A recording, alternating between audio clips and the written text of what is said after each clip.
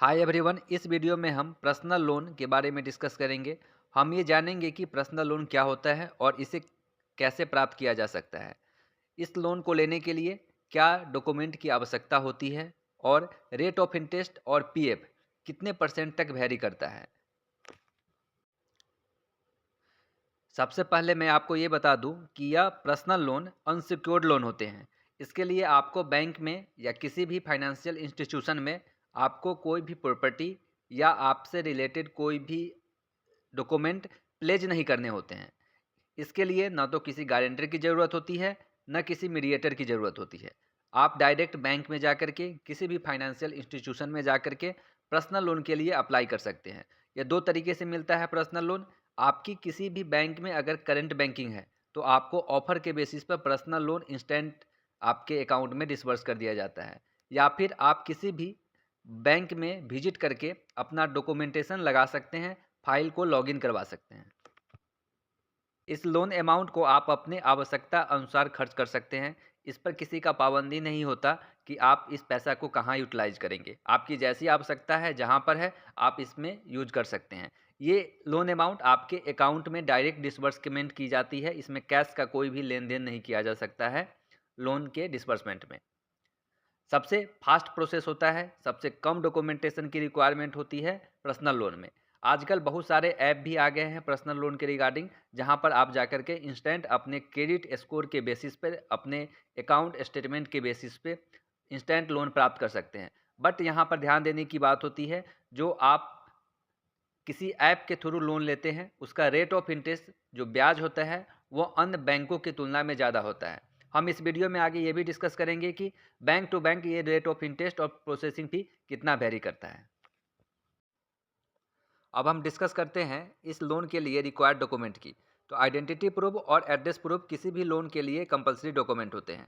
Pan card mandatory होता है। Other identity proof में आप आधार कार्ड, पासपोर्ट, वोटर आईडी और डीएल दे सकते हैं। वैसे ही एड्रेस प्रूफ के लिए आप पासपोर्ट, आधार कार्ड, यूटिलिटी बिल और आपको रेंट एग्रीमेंट आप प्रस्तुत कर सकते हैं किसी भी बैंक की या फाइनेंशियल इंस्टीट्यूट में फॉर लोन एप्लीकेशन के लिए।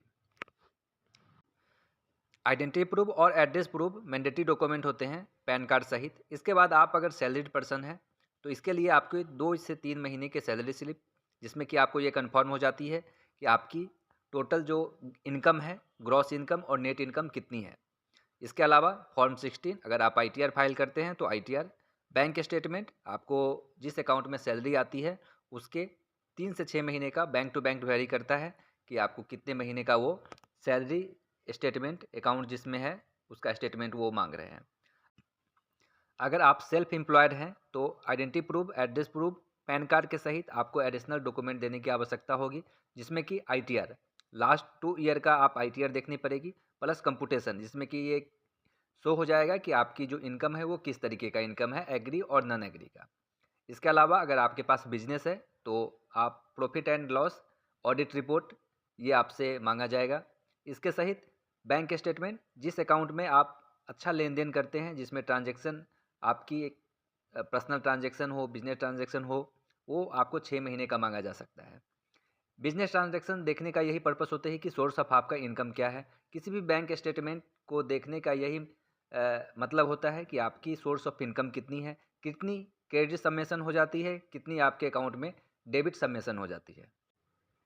आपने जो डॉक्यूमेंट दिया उसके थ्रू फाइल लॉगिन कर दी जाती है for the purpose of personal loan. इसके बाद सैंक्शन आती है। सैंक्शन में जो इम्पोर्टेंट दो पैरामीटर होते हैं वो होते हैं आरओआई और पीएफ की। सबसे इम्पोर्टेंट कि आरओआई कितनी होगी और पीएफ कितनी होगी। मोस्ट ऑफ जो बैंक है, जो फाइनेंशियल इंस्टीट्यूशन है, उनकी आरओआई 10% से 16% के बीच में वैरी कर सकता है। वो आप डिपेंडिंग करता है कि आपकी सिविल स्कोर कितनी है, आपकी लास्ट जो लोन है उसमें आपने किस तरीके से रीपेमेंट किया है। वो सारी चीज़ देख करके आपकी आरओआई फिक्स की जाती है बैंक के द्वारा कि आपकी 10 से 16 के बीच में कितनी आपकी वो डिपेंड करेगा।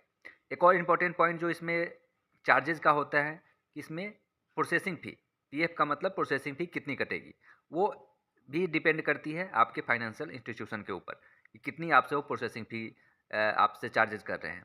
वो वेरी करता है 1% से 2.5% के बीच में। अगर आपका सिबिल स्कोर बहुत अच्छा है तो हो सकता है आपको आरओआई कम मिले और प्रोसेसिंग फ़ी भी कम रेट में आपको मिल जाए।